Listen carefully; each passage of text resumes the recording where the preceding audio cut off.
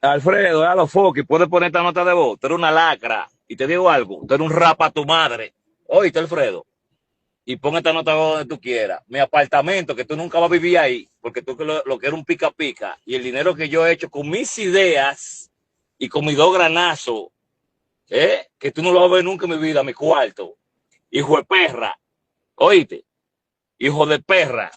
¿Entendiste? No te voy a demandar porque yo no voy a perder tiempo contigo.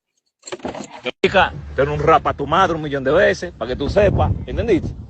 Tú eres un sucio, tú vives de un sueldo, del sueldito, de una vainita, y tú lo que vas a vivir en un micrófono hablando mierda, mientras yo tengo grandeza, con menos edad que tú, hijo de perra.